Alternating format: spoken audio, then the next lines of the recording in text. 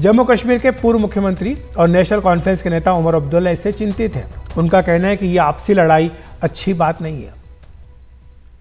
अफसोस की बात यह है कि आज इंडिया अलायंस की थोड़ी हालत पतली है। थोड़े अंदरूनी झगड़े जो हैं वो देखने को मिल रहे हैं जो शायद नहीं होने चाहिए, खासकर इन 4-5 रियासतों में जहां इलेक्शन हो रहे हैं। पिछले दिनों जिस तरह समाजवादी पार्टी और कांग्रेस के दरमियान एक लड़ाई सामने आई और दोनों कहने लगे कि हम यूपी में तमाम सीटों पर लड़ेंगे, ये इंडिया अलायंस के लिए अच्छी बात नहीं है। शायद इन स्टेट इलेक्शंस के बाद हमारी दोबारा मुलाकात होगी, बैठ के कोशिश करेंगे कि अच्छे से मिलकर काम करें।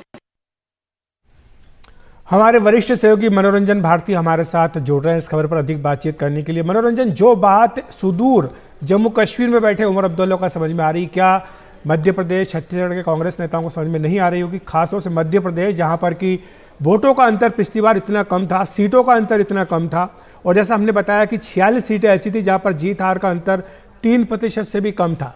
तो वहां पर अगर कांग्रेस ये चाह रही है कि बीजेपी विरोधी वोट बढ़ जाए तो क्या इससे उसको नुकसान ना होगा?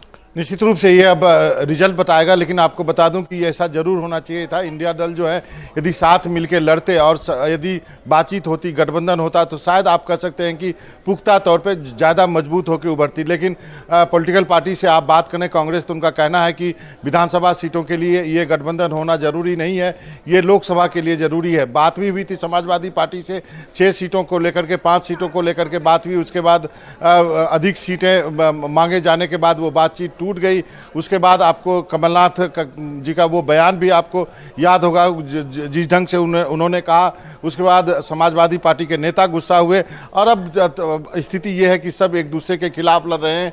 यहाँ तक कि जेडीयू, जिनका कोई लेना देना नहीं है मध्य प्रदेश की राजनीति में, उन्होंने भी 10 सीटों पर चुनाव लड़ने के लिए उम्मीदवार उतार दिए हैं। और आपने सही कहा कि करीब राजस्थान और मध्य प्रदेश की बात करें तो करीब 86 सीट ऐसी हैं जो कि 3% के अंतर से हार जीत जहां पे तय होता है। 46 सीटें, 44 से 46 सीटें मध्य प्रदेश में है और 39 सीटें राजस्थान में है।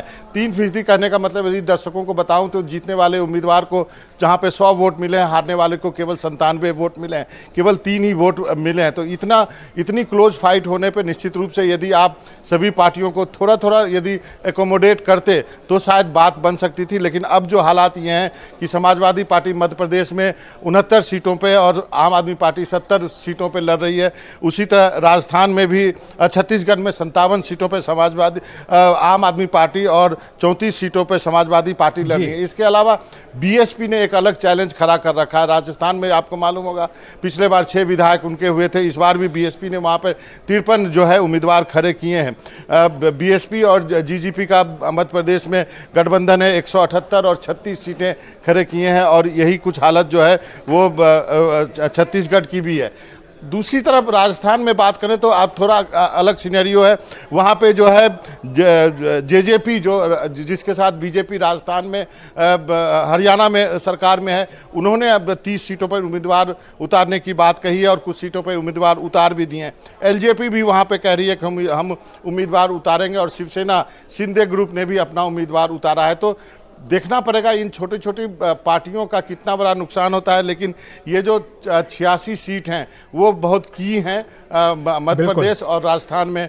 ऊंट किस करवट बैठेगा इसको देखते हुए। अखिलेश, बिल्कुल मनोरंजन, और जो पिछला विधानसभा चुनाव का परिणाम हम देखें मध्य प्रदेश का, तो ये कह सकते हैं कि देखने में चाहे छोटन लगे लेकिन घाव करे गंभीर, क्योंकि पिछली बार भी कांग्रेस पार्टी 2 सीटों से ही बहुमत से दूर रह गई थी और कांग्रेस और बीजेपी में केवल 5 सीटों का ही अंतर था। तो ऐसे में छोटी पार्टियां जिन्हें कहा जा रहा है ये क्या गुल खिलाएंगी, ये परिणाम बताएंगे। शुक्रिया आपका इस तमाम जानकारी के लिए।